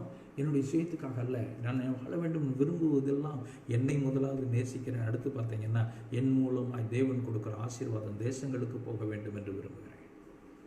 என் அன்பு தேவனுடைய பிள்ளை, உன்னை நேசிக்க கற்றுக்கொள். உன்னை நேசிக்கிறது உண்மைன்னா உன்கிட்ட இருக்கிற அசுத்தங்கள் எல்லாம் உன்னை விட்டு விலகி போகும். கர்த்தருக்கு ஸ்தோத்திரம். என் அன்பு தேவனுடைய ஜனமே, சங்கீதத்தில் பார்த்தீங்கன்னா 23வது சங்கீதம் 5வது வசனம் நமக்கெல்லாம் மனப்படமாக தெரியும். கர்த்தருக்கு ஸ்தோத்திரம். அதெல்லாம் உங்களுக்கு தெரியும் தானே? அங்கே சங்கீதக்காரன் என்ன சொல்கிறான் பாருங்களேன். அவன் ஏன் அப்படி சொன்னான் அப்படின்னு ராத்திரி ரொம்ப யோசனை பண்ணேன். அந்த வசனத்தை நைட்டு ரொம்ப யோசனை பண்ணேன். அந்த 5வது வசனம் சொல்வது, என் சொல்கிறான், என் சத்துருக்களுக்கு முன்பாக நீர் எனக்கு ஒரு பந்தியை ஆயத்தப்படுத்தி என் தலையை எண்ணெயினால் அபிஷேகம் பண்ணுவது, என் பாத்திரம் நிரம்பி வழிகிறது. ஏன் அங்கே தாவீது ஒரு காமனாக சொல்லக்கூடாது? எங்களுடைய எங்களுடைய எங்களுடைய அப்படின்னு சொல்லக்கூடாது. எங்களுடைய சத்துரு, எங்களுடைய பாத்திரம், எங்களுடைய தலையை ஏன்னு சொல்லக்கூடாது? நான் இது நைட்டு ரொம்ப யோசனை பண்ணேன். இதை நம்ம யோசிக்காதனால தான், இதை நம்ம செயல்படுத்தாதனால தான் அநேக விஷயங்களிலே பின்தங்கி போயிருக்கிறோம், விழுந்து போயிருக்கிறோம். அநேகங்கள் நமக்கு தடையாக இருக்கிறது. பாருங்க, அந்த என் சத்துருக்களை கூட விட்டுருங்க. நீர் எனக்கு ஒரு பந்தியை ஆயத்தப்படுத்தி என் தலையை எண்ணெயினால் அபிஷேகம் பண்ணுகிறீர், என் பாத்திரம். ஐயா, என் பாத்திரம் நிரம்பலன்னா என் பாத்திரத்திலிருந்து மற்றவங்களுக்கு போக முடியாதியா. உன் ஊற்றுக்கண் ஆசீர்வதிக்கப்படும், உன் ஊற்றுக்கண் வீதியில் பாயின்னு சொன்னார். அப்போ உனக்குள்ளே இருக்கிற ஊற்று பொங்கி வழிஞ்சாத்தையா நிரம்பி வழிஞ்சு ஓடும். கர்த்தருக்கு ஸ்தோத்திரம். உன் அபிஷேகம் உனக்குள்ளே இருந்தால்தான் உனக்குள்ளே இருக்கிற அபிஷேகம் வெளிப்படும். அப்போ இதெல்லாம் எப்போ வரும்னா உன்னை நேசிக்கும் பொழுது தான் தெரியும். உன்னை முதலாவது நேசித்து என் தலையை அபிஷேகம் பண்ணும், என்ன நிரப்பும், என் பாத்திரத்தை நிரப்பும் ஆண்டவர் கேளு. கர்த்தருக்கு ஸ்தோத்திரம். அங்கே நான் அடிக்கடி சொல்லுவேன், ஆண்டவர் இயேசு கிறிஸ்து சுயநலவாதி. அந்த சுயநலம் இல்லை என்றால் புது நலம் வராது. ஏன்னா அவர் என்னத்தான் நீ வணங்கணும், என்னத்தான் தெய்வம் ஏற்றுக்கொள்ளணும். அவர் ஏன்னா அவர் நிறைவானவர், அவர் பரிசுத்தர், அவர் தான் நல்லவர். கர்த்தருக்கு ஸ்தோத்திரம். அவருடைய தீமையே இல்லை, அவருடைய கேடு இல்லை, யாருக்கும் வஞ்சகம் பண்ணலை, பட்சபாதங்கள் அவரிடத்துல இல்லை. கர்த்தருக்கு ஸ்தோத்திரம். அப்போ நீ உன்னை நேசிக்கும் பொழுது இந்த நல்ல விஷயங்கள் எல்லாம் உனக்குள்ள வந்துடும். இந்த நல்ல விஷயங்கள் எல்லாம் உனக்குள்ள வந்துருச்சுன்னு சொன்னா ஒன்ட்ட இருந்து வெளியே போறது எல்லாமே நல்லதாக தான் இருக்கும், கெட்டதாகவே இருக்காது. கர்த்தருக்கு ஸ்தோத்திரம். ஏன்னா நீ நல்ல ஆளு, நீ உனக்குள்ள நல்லவையில் நிறைந்திருக்க நற்குணசாலி, நீ திறமையான ஆளு. உன்ட்ட இருந்து திறமையை தான் வெளிப்போகும். உன்ட்ட அசுத்தம் இல்லை, காமவிகாரம் இல்லை, கபடி இல்லை, வஞ்சனை இல்லை, கேட்டுகள் இல்லை. எல்லாம் இல்லாததுனால உன்ட்ட இல்லாதது வெளியே வராது. உன்னை நேசிக்கும் போது நீ நல்லவனாக இருக்கிற, நீ நல்லதை செய்கிற, நற்குணங்கள் இருக்கிறது, உன்னுடைய திறமையில் இருக்கிறது. அப்போ இதுதான் உனக்குள்ளேருந்து வெளிவரும். நான் கொஞ்சம் சொன்னது கொஞ்சம், நீங்கள் நிறைய நினச்சி பாருங்கள். ஆண்டவர் இந்த வார்த்தையை கொண்டு உன்னை தூங்க விடக்கூடாது என்று நான் விரும்புகிறேன். ஆண்டவர் இந்த வார்த்தையின் மூலமாக உன் இருதயத்தை குத்தணும்னு நான் விரும்பி நான் தாகத்தோடு பேசி கொண்டிருக்கிறேன். இந்த வார்த்தையானது உனக்குள்ளே ஒரு மிகப்பெரிய மாற்றத்தை கொடுத்து தானாக வேண்டும் என்ற ஏக்கத்தோடு உன்னோடு பேசி கொண்டிருக்கிறேன். உன்னை நேசிக்க கற்றுக்கொள் என் அன்பு பிள்ளையே, என் அன்பு சகோதரனே, சகோதரியே, உன்னை நேசிக்க கற்றுக்கொள். உன்னுடைய சரீரமாவி ஆத்மாவை நேசிக்க கற்றுக்கொள். உன்னை நேசிக்கும் பொழுது உனக்குள்ளே கர்த்தர் பெரிய காரியங்களை, மாறுதல்களை கர்த்தர் செய்ய போதுமானவர். நான் கல்லூரி வாழ்க்கையில், கல்லூரி நாட்களில் படிக்கும் பொழுது என் வீட்டில் தலை சீவுவேன், அவ்வளோதான் தெரியும். அதுக்கப்புறம் எனக்கு தெரியாது. சாயந்தரம் வர வரைக்கும் அது வாட்டில் கிடக்கும். ஏன்னா என்னை பற்றி எனக்கு பிடிக்காது, என்னை சரிபடுத்திக்கொள்ள எனக்கு பிடிக்காது. அப்பொழுது என் வாழ்க்கை எனக்கு கசப்பாக இருந்தது. நான் என்னை கெடுத்து கொண்ட வாழ்க்கை வாழ்ந்தவன். கல்லூரிக்கு போனேன்னா அலைஞ்சு திரிவேன், குடிப்பேன், வெறிப்பேன். இப்படி தான் தெரிஞ்சேன். என் வாழ்க்கையை நஷ்டப்படுத்தி கொண்டேன். காரணம், என்னை நேசிக்கலை. என்னை இப்போ நான் நேசிக்கிறேன், ஆனால் அன்னைக்கு இருந்த மாதிரி இருக்க முடியல. ஏஜ், பலவீனம், இவைகளெல்லாம் காரணம். அப்போ எந்தெந்த காலகட்டத்தில் எப்படி உன்னை நேசிக்க நீ கற்றுக்கொள்ளாவிட்டால் நீ சகல ஆசீர்வாதங்களை பெற்றுக்கொள்ள முடியாது, நன்மையை பெற்றுக்கொள்ள முடியாது. கர்த்தருக்கு ஸ்தோத்திரம். உன் வாழ்க்கையை நஷ்டப்படுத்திடாத, உன் வாழ்க்கையை வீணாக்கிடாத. உன்னை நேசி. First love your self. It is must. இதை நான் உங்களுக்கு திரும்ப திரும்ப சொல்கிறேன். First love your self. It is must. உங்களுக்கு நீங்களே சொல்லி பார்த்து கொள்ளுங்கள். First love your self. It is must. Hallelujah, hallelujah. First I love my self. It is must. இதை நீங்களே சொல்லிக் கொள்ளுங்கள். முதலாவது, நான் என்னை நேசிக்க வேண்டும். இது அவசியம், இது அவசியம். அல்லேலூயா. கர்த்தருடைய பரிசுத்த நாமத்திற்கு மகிமை உண்டாகட்டும். அப்போ அந்த சங்கீதக்காரன் சொன்ன வார்த்தையை நீங்கள் நல்லா யோசித்துக் கொள்ளுங்கள், தியானித்துக் கொள்ளுங்கள். கர்த்தருக்கு ஸ்தோத்திரம். அடுத்ததாக ஒரு வார்த்தையை நான் உங்களுக்கு சொல்ல விரும்புகிறேன். எசேக்கியேல் தீர்க்க தரிசன புஸ்தகம் 38வது அதிகாரம் 7வது வசனம். எசேக்கியேல் 38:7 நீங்கள் பார்த்தீங்கன்னா அங்கே ஒரு காரியத்தை அங்கே சொல்லப்பட்டிருக்குது, நீங்கள் பார்க்க முடியும். கர்த்தருக்கு ஸ்தோத்திரம். என் அன்பு தேவனுடைய பிள்ளையே, அங்கே தீர்க்கதரிசியை கொண்டு தேவனாகிய கர்த்தர் சொல்லுகிறார், நீ ஆயத்தப்படு. இந்த வார்த்தைகள் எல்லாம் தயவு செய்து புரிஞ்சு கொள்ளுங்கள். இது ஒவ்வொன்றுமே சாதாரணமாக நம்ம படிச்சிருக்கலாம், ஆனால் இதில் அவ்வளவு ஆழமான விஷயங்களை கர்த்தர் வச்சிருக்கிறார். நீ ஆயத்தப்படு. ஏன் ஒன்று சொல்கிறார், நாம் ஆயத்தப்படுவோம், நம்மளை ஆயத்தப்படுத்துவோம், அதையே முதல்ல சொல்லியிருக்கலாம்ல. ஆனால் ஃபர்ஸ்ட் சொல்கிறார், நீ ஆயத்தப்படு. ஏன் அப்படி சொன்னார்னா, நீ ஆயத்தம் இல்லாமல் இன்னொருவரை ஆயத்தப்படுத்த முடியாது. நீ சரியா இல்லாமல் இன்னொருத்தரை சரியாப்படுத்த முடியாது. ஊழியக்காரர்களுக்கு இருக்க நிலைமை வேற. ஊழியக்காரனை இதில் கொண்டு வந்துடாதீங்க. ஆண்டவர் இயேசு கிறிஸ்து அவர் சந்தோஷமாக இருந்து மற்றவங்களை சந்தோஷப்படுத்தலை, அவர் பாடுபட்டு மற்றவர்களை சந்தோஷப்படுத்தினார். நான் கேட்ட கேள்விக்கு கர்த்தர் எனக்கும் இதில் பதில் சொல்கிறார். ஊழியக்காரர்களுக்கு அநேக பாரம், அதனால் அவன் வாழ்க்கையில் ஒரு பெரிய சந்தோஷத்தை பார்க்க முடியாது. ஆனால் அவனை கொண்டு மற்றவர்களை சந்தோஷப்படுத்துவார். அதுதான் ஊழியக்காரன் நிலைமை. அதனால் ஊழியக்காரன் இதில் கம்பேர் பண்ணாதீங்க.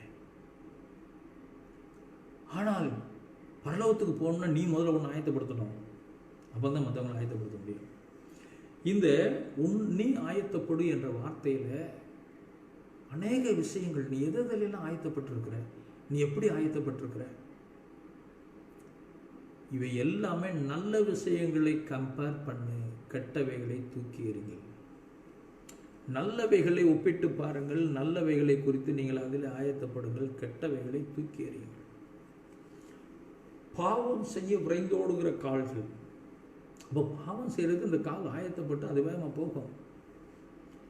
கண்களின் இச்சை, இந்த கண் எதற்கு ஆயத்தமாக இருக்கிறது, எதை பார்க்க ஆயத்தமாக இருக்கிறது? பாவம் எங்கே இருக்குதோ அதை பார்க்க ஆயத்தமாக இருக்குது. கேடுகள் எங்கே இருக்கிறதோ அதை பார்க்க ஆயத்தமாக இருக்கிறது. இந்த காது பார்த்தீங்கன்னா கெட்டதுகளை கேட்கறதுக்கு ஆயத்தம். இப்படி நிறைய விஷயங்கள், இதெல்லாம் நீங்கள் யோசனை பண்ணிக்கொள்ளுங்க. இதெல்லாம் உங்கள் சிந்தைக்குள்ளே உங்கள் மூளையை போட்டு கசக்கணும். கர்த்தர் அதை செய்யணும், பரிசுத்தவான் அதை செய்யணும். அப்போது நான் என் உச்சந்தெழுந்த உள்ளங்கால் வரைக்கும் தெய்வீகத்தை வெளிப்படுத்தக்கூடிய ஆயத்தம் எனக்குள்ளே இருக்குமானால் என்னோடு கூட இருக்கிறவர்களை நான் ஆயத்தப்படுத்தி அவர்களுக்கு காவலானாக இருக்க முடியும். நான் ஒரு சோம்பேறியா, ஒரு தூங்கு மூஞ்சியா இருந்தேன்னா என்னோட கூட இருக்கிறவங்க எப்படி இருப்பாங்க? அவங்களும் அப்படி தான் இருப்பாங்க. அருமையான தேவஜனமே, வயசான காலத்தில் சில சோம்பல்தனம் வரும், சரீர பலவீனத்தினால. அதனால தான் முதலே சொன்னேன், இந்த சரீரத்தை நேசிக்க கற்றுக்கொள்ளுங்கள், அதை கெடுத்துப்படாதீங்க. எனக்கு இதெல்லாம் போதிச்சு கொடுக்க ஆள் இல்லை, இதெல்லாம் எனக்கு சொல்லிக் கொடுக்கல, வேறு யார்கிட்டையோ இருந்து நான் கற்றுக்கொள்ளலை, வேறு யாரோ இதையெல்லாம் பேசவே இல்லை. இப்படிப்பட்ட உன்னை நேசின்ற ஒரு வார்த்தையை இவ்வளவு டீப்பாக எனக்கு இது வரைக்கும் யாரும் சொல்லிக் கொடுக்கல, அதனால் எனக்கு தெரியலை. ஆவியானவர் எனக்கு சொல்லிக் கொடுத்தது, அதனால் நான் உங்கள்கிட்ட சொல்லிட்டு இருக்கிறேன். இதை நீ சரியாக கற்றுக்கொண்டீங்கன்னா நீ ஜெயிக்கிறவர்களாக இருப்பாய், நீ ஆளுகை செய்கிறவர்களாக இருப்பாய், நீ தேவநாமத்தை மகிமைப்படுத்துகிறவர்களாக இருப்பாய், நீ சாட்சி உள்ளவர்களாக இருப்பாய். உன்னை கொண்டு ஒரு கூட்டம் தேவன் பட்சத்தில் திரும்பும். அதுக்காக சொல்லுவேன். அல்லேலூயா. நான் அடிக்கடி சொல்லுவேன், என்னுடைய உடம்புல பாடி ஸ்ப்ரே அடிப்பேன். ஆரம்ப காலங்களில் பண்ணுறதில்ல, அதுக்கப்புறம் பண்ண ஆரம்பித்தேன். ஏன் அப்படின்னா, வெயில் காலத்தில் வேர்வை வந்து நாற்றம், பக்கத்தில் யாரும் உட்கார முடியாது. இது சென்னையில் நான் கண்ட அனுபவம். ஏன்னா ட்ரெயினில் பஸ்ஸில் போகும்போது நின்றுட்டே போக முடியாது, அந்த வேர்வை நாற்றம். அவர்களை சொல்லி குற்றம் இல்லை, அவர்களுடைய சூழ்நிலை, பொருளாதார நிலைமை, இப்படியெல்லாம். அப்போ நான் பார்க்கும்போது, நான் ஒரு பிரசங்கியாராக இருக்கிறேன், என் பக்கத்தில் மற்றவர்கள் வரணும், ஜெபம் பண்ணணும், இல்லை அவங்களோடு நான் உட்காரணும் என்று சொன்னால் எனக்கு கொஞ்சம் நான் வாசனையாக காட்டிக்கொள்ள வேண்டிய அவசியம். அதனால தான் நான் நடிக்க ஆரம்பித்தேன். அப்போ என்னை நேசிக்கிறேன், என் மேல் இருக்கிற நாற்றம் எனக்கு பிடிக்கவில்லை. என் சரீரத்தில் இருக்கிற வேர்வை நாற்றம் துர்நாற்றம் எனக்கு பிடிக்கலை. அப்போ எனக்கு பிடிக்கும்படி வாசனை அடித்துக் கொள்கிறேன். அது என்னை பார்க்க வாசனை அடிச்சுட்டு அப்படி மோந்து பார்க்கும்போது அது ஒரு சுகமாக இருக்குது. அப்போ நான் யோசிக்கிறேன், என்னை நேசித்தால் பக்கத்தில் இருக்கிறவங்க அவங்களையும் என் கூட சுகமாய் பயணம் பண்ணுவார்கள், உட்கார்வார்கள் என்று யோசிக்கிறேன். இதுதான், இது ஒரு சிம்பாலிக். அதை புரிந்து கொள்ள உன்னை ஆயத்தப்படுத்து. நீ உன்னை ஆயத்தப்படுத்தாமல் ஒரு கூட்டத்தை ஆயத்தப்படுத்தவே முடியாது. ஒரு குடும்பத்தில் ஒரு தலைவனோ ஒரு தலைவியோ ஒரு மூத்த பிள்ளைகளோ சரியில்லை அப்படின்னு சொல்லி சொன்னால் அதனுடைய குடும்பத்தின் காரியங்கள் சரியில்லாமல் போயிடும். அப்போ உன்னை நல்லவைகளுக்காக நீ ஆயத்தப்படுத்தணும், உன்னை சீர்படுத்தி கொள்ளணும், உன்னை சரியான பாதையில் நடத்தணும். அப்படி நடத்தும் போது பார்த்தீங்கன்னா உன்னோடு கூட இருக்கிற ஒரு கூட்டத்தை நீ ஆயத்தப்படுத்த முடியும். எல்லாம் ரொம்ப ஆழமான வசனம், ஆனால் நிறைய சொல்ல முடியலை. கர்த்தருக்கு ஸ்தோத்திரம். அன்பு தேவனுடைய பிள்ளையை அடுத்து பார்த்தீங்கன்னா ஒன்று உங்களுக்கு சொல்கிறேன். தன்னை நேசிக்காதவர்களுடைய நிலைமை, பிறரை நேசிக்காத ஒரு நிலைமை. ஒரு புஸ்தகத்திலேருந்து ஒரு குறிப்பிட்ட காரியத்தை சொல்லி உங்களுக்கு விளங்க பண்ணுறேன். கர்த்தர் உங்களுக்கு புரிய வைக்க வேண்டும் என்று நான் விரும்புகிறேன். எனக்கு அன்பான தேவ ஜனமே, உன்னத பாட்டின் புஸ்தகத்தை எடுத்துக்கொள்ளுங்கள். உன்னத பாட்டின் புஸ்தகம், கர்த்தருடைய பரிசுத்த நாமம் மகிமைப்படுவதாக. 1வது அதிகாரம், உன்னத பாட்டு 1வது அதிகாரம். அதில் சில வசனங்களை நான் வாசிக்கிறேன், புரிஞ்சு கொள்ளுங்கள். கர்த்தருடைய பரிசுத்த நாமத்திற்கு மகிமை உண்டாகட்டும். 5வது வசனத்திலிருந்து வாசிக்கிறேன். எருசலேமின் குமாரத்திகளை கேதாரின் கூடாரங்களைப் போலவும் சாலமோனின் திரைகளைப் போலவும் நான் கருப்பாய் இருந்தாலும் அழகாய் இருக்கிறேன். நான் கருப்பாய் இருக்கிறேன் என்று பாராதையுங்கள். வெயில் என்மேல் பட்டது, என் தாயின் பிள்ளைகள் என்மேல் கோபமாய் இருந்து என்னை திராட்சை தோட்டங்களுக்கு காவல்காரையாக வைத்தார்கள். என் சொந்த திராட்சை தோட்டத்தையோ நான் காக்கவில்லை. என் ஆத்துமா நேசரே, உமது மந்தையை எங்கே மேய்த்து அதை மதியானத்தில் எங்கே மடக்குகிறீர்? எனக்கு சொல்லும். உமது தோழரின் மந்தைகள் அருகே அலைந்து திரிகிறவரைப் போல நான் இருக்க வேண்டியது என்ன? கர்த்தருக்கு இங்கே பாருங்க, அவர் சொல்றதை நல்லா புரிஞ்சு கொள்ளுங்க. என் திராட்சை தோட்டங்களையோ நான் காக்கவில்லை. ஃபர்ஸ்ட் மிஸ்டேக், ஒரு பெரிய முதல் தவறு. சகோதரர்கள் எல்லாரும் வெறுத்தாங்க, அவங்க தோட்டத்தை காவலுக்காக வச்சாங்க. நான் வெயில்லையும் பனிலையும் நனைஞ்சேன், அதனால் நான் கருப்பாயிட்டேன். ஆனால் கருப்பாக இருந்தால் அழகாக இருக்கிறேன். அதுதான் அந்த நேசித்தல். கருப்பாக இருந்தாலும் அழகாக இருக்கிறேன் என்று தன்னையே நேசித்தல் ஒரு காரியம். ஆனால் அது காரணம் என்ன அப்படின்னு பார்க்கும்போது, ஏன் தோட்டத்தை நான் காக்கலையா? தோட்டம் எது ஐயா? பிரபாகரனுக்கு ஒரு தோட்டம் இருக்கிறது. தோட்டங்களை வகை வகையாக பிரிக்கலாம். தனி மனிதனாகிய என் உச்சந்திலிருந்து உள்ளங்கால் வரைக்கும் இருக்கிற ஆவி, ஆத்மா, இந்த சரீரத்துக்குள்ளான உறுப்புகள் எல்லாவற்றையும் ஒரு தோட்டமாக எடுத்துக்கொள்ளுங்கள். குடும்பம் என்கிற கணவன், மனைவி, பிள்ளைகள் என்கிறதான ஒரு தோட்டம். சபை, ஊழியக்காரன், விசுவாச மக்கள் எல்லாரும் ஒரு தோட்டம். இப்படி சங்கங்கள், இது எல்லாமே தோட்டமாக இருக்கும். கர்த்தருக்கு ஸ்தோத்திரம். அப்போ என் அன்பு தேவனுடைய ஜனமே, என் தோட்டத்தை நான் காக்கவில்லை என்று சொன்னால் அடுத்த நிலைமை என்னன்னா, என் அழகு போயிடும். நான் என் வேலை சரியில்லை. அடுத்த வசனத்தில் வாசித்தது போல அலைந்து திரிகிற நிலைமை, அலைந்து திரிகிற நிலைமை. புரிந்து கொள்ளுங்கள். கர்த்தருக்கு ஸ்தோத்திரம். என் தோட்டமாகிய இந்த சரீரத்தை நான் நேசிக்கவில்லை என்று சொன்னால், என் தோட்டமாகிய இந்த ஆவி ஆத்துமாவை நான் நேசிக்கலைன்னு சொன்னால் என்னை கெடுத்துக்கிருவேங்க. என் அழகு போயிடுங்க. நான் என் வாழ்க்கையில் அலைந்து திரிகிற நிலைமைங்க. இன்னைக்கு எத்தனை பேர் உன் சிந்தையில் நீ அலைஞ்சிட்டு கிடக்கிற, உன் இருதயத்தில் நிம்மதி இல்லாமல் நீ எத்தனை பேர் நீ அலைஞ்சிட்டு கிடக்கிற? காரணம் என்ன? உன் தோட்டத்தை நீ காக்கலை. உன் தோட்டமாகிய உன்னை நீ நேசிக்கலை. நீ நேசிக்காதபடியினாலே உனக்கு வேதனை, புலம்பல், ஆதரவு தேடுற, இன்னொருத்தரை தேடுற, ஒரு மேய்ப்பனை தேடுற, உன் மந்தை எங்கே இருக்குது அதில் நான் சேர்ந்துக்கிறேன்னு தேடுற. வேதத்தை பல கோணங்களிலே ஆராய்ந்து பாருங்கள். இந்த ஒரு கோணத்தில் கர்த்தருடைய ஆவியானவர் அதிகாலையில் என்னோடு பேசினதுனாலே உங்களோடு பேசுகிறேன். என் சொந்த தோட்டத்தையும் நான் காக்கவில்லை. உன் சரீரமாகிய தோட்டத்தை நீ காக்கலை. அதனால உன் அழகு கெட்டு போயிடுச்சு. நீ வெயில்லையும் பனிலையும் அலைகிற நிலைமை. பனி உன் மேலே பட்டது, வெயில் உன் மேலே பட்டது. ஆமாங்க, உன்னை காத்துக்கலன்னா இந்த உலகத்தின் எல்லா நாசம் மோசங்களும் உன்னை தாக்கும். உன் இருதயத்தை தாக்கும், உன் சிந்தையை தாக்கும், உன் சரீரத்தை தாக்கும். வேதனைப்படும் சரீர வியாதிகள். எப்படி? இதுதான் கர்த்தருக்கு ஸ்தோத்திரம். இன்னைக்கு கொரோனா பாதுகாப்பு பார்க்கலாம் உள்ளே வந்துடுது. பாருங்க, பெரிய அமிதாப் பச்சன் அந்த குடும்பம் எப்படி போத்தீஸ் எப்படிப்பட்டவங்க, இன்னும் நிறைய பேர் அவங்கவுங்க சுகமாக வாழ்ந்தாங்க. அவங்களை தாக்குவதற்கு எந்த உதவி இல்லை, எல்லாமே ஹைஜீனிக்காக பயன்படுத்தினவர்கள்.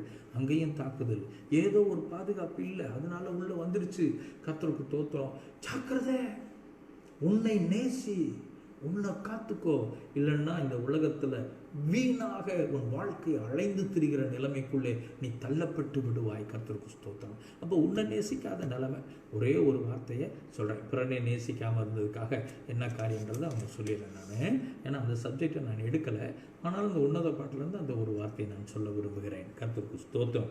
அந்த 5வது அதிகாரத்தில் பாருங்கள், 2வது வசனத்துக்கு கீழே, நான் நித்திரை பண்ணினேன், என் இதயமே விழித்திருந்தது, கதவை தட்டுகிற நேசரின் சத்தத்தை கேட்டேன். என் சகோதரியை, என் பிரியமே, என் புறாவை, என் உத்தமையை கதவை திற. என் தலை பணியினாலும் என் தலைமயிர் இரவில் பெய்யும் தூரனாலும் நனைந்திருக்கிறது என்றார். என் வஸ்திரத்தை கலற்றி போட்டு நான் எப்படி அதை திரும்பவும் உடுப்பேன்? என் பாதங்களை கழுவினேன், நான் எப்படி அவைகளை திரும்பவும் அழுக்காக்குவேன் என்றேன். என் நேசர் தமது கையை கதவின் துவாரத்தின் வழியாக நீட்டினார். அப்பொழுது என் உள்ளம் அவர் நிமித்தமாய் பொங்குகிறது. என் நேசருக்காக கதவை திறக்க நான் எழுந்தேன். பூட்டின கைப்பிடிகளின் மேல் கையிலிருந்து வெள்ளை போலவும் என் விரல்களிலிருந்து வாசனையுள்ள வெள்ளை போலவும் அடிந்தது. என் நேசத்திற்கு கதவை திறந்தேன், என் நேசரோ இல்லை. கீழெல்லாம் படிச்சுக்கோங்க. பாருங்க, இவ தன்னையே நேசிக்க தெரியாதவள், அதனால அடுத்தவங்களை நேசிக்க தெரியல. தன்னை தேடி வந்த நேசனுக்கு பற்றி தெரியல. கர்த்தருக்கு தோத்திரம். உண்மையை புரிஞ்சுக்க முடியல, உத்தமத்தை அறிய முடியலை, நல்லதை தெரிஞ்சுக்க முடியல, நல்லவைகளை செயல்படுத்த முடியலை. பெருமை, அகந்த, தலைக்கருவம் அவளுக்கு. அதனால் நான் ட்ரெஸ்ஸை மாற்றினேன், எப்படி மாட்டுவேன்? வாசனை திறவைகள்லாம் பூசிட்டேன், எப்படி இருக்கும்? காலெல்லாம் கழுவிட்டேன், திரும்ப எப்படி அழுக்காக்குவேன்? கதவை திறக்க போனால் கையில் இருக்க வெள்ளை போடும். உனக்கு எங்கே வந்துச்சு உனக்கு இது? முதல் அதிகாரத்தில் ஒன்றை நேசிக்க தெரியாதனால அலைஞ்சு தெரிஞ்ச, இங்கேயோ உன்னை நேசித்தவர்களை நேசிக்க உனக்கு தெரியலை. உன்னை நேசித்த அன்பு நேசரை நேசிக்க தெரியலை. இந்த தேவனை நேசிக்க தெரியல. உனக்கு கிட்ட மாட்டார், உனக்கு வரமாட்டார். ஏன்னா உன்னை நேசிக்க தெரியல. உனக்கு உன்னை நேசிக்காதவரிடத்திலே தேவனுடைய நேசம் செயல்பட முடியாது. தேவனை நேசிக்க தெரியலன்னா அதுவும் உன்னால் ஒன்றும் சக்சஸ் பண்ண முடியாது. உன்னுடைய வாழ்க்கையை புரிந்து கொள். என் அன்பு தேவனுடைய பிள்ளையே, புரிந்து கொள். கர்த்தருக்கு ஸ்தோத்திரம். எசேக்கியேல் 22ஆம் அதிகாரம் 30வது வசனத்தில் சொல்றாரு, சுவரை அடைப்பதற்கு ஒரு மனிதனைத்தான் தேடினேன் என்று சொல்லுகிறார். ஒருத்தனை, சிங்குலர். உன்னை நேசி, உன்னை ஆயத்தப்படுத்து. உன்னை தேடி கர்த்தர் வந்திருக்கிறார். நீ ஒரு ஆள் வேணும். கர்த்தருக்கு தோத்திரம். ரோமர் 5வது நான் முடிக்க போகிறேன். ரோமர் 5வது அதிகாரத்தை நீங்கள் படித்துக் கொள்ளுங்கள், அதில் பார்த்து கொள்ளுங்கள். இந்த ரோமர் அதிகாரம் முழுவதும் நீங்கள் வாசித்தீங்கன்னா நல்லா இருக்கும். ரோமர் 5வது அதிகாரத்தில் நாங்கள் பாருங்க, ஒரே மனுஷன் மீறுதல் பண்ணான், ஒரு மனுஷனுடைய நீதி அது சரி பண்ணிச்சு. ஒரு மனுஷன் கீழ்ப்படியாமல் போனான், ஒரு மனுஷனுடைய கீழ்ப்படிதல் அங்கே எல்லாருக்கும் விடுதலை கொடுத்தது. ஒரு மனுஷன் பாவம் செஞ்சான், ஒரே மனுஷனா இயேசு வந்தாரு, விடுதலை கொடுத்தாரு.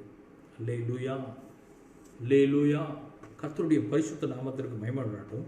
அந்த ரோமரில் ஒரே ஒரு வசனத்தை மட்டும் நான் வாசிக்க விரும்புகிறேன். கர்த்தருடைய ஸ்தோத்திரம். ஒரு வசனத்தை வாசித்துட்டு நான் முடிச்சிடலாம்னு நினைக்கிறேன். இந்த நாள் கர்த்தருடைய ஆவியானவர் உங்களோடு பேச வேண்டும். தொடர்ந்து அவர் பேசணும். உங்கள் இருதயம் அந்த வார்த்தைகளுக்குள்ளே உள்ள வரணும். கர்த்தருக்கு தோத்திரம்.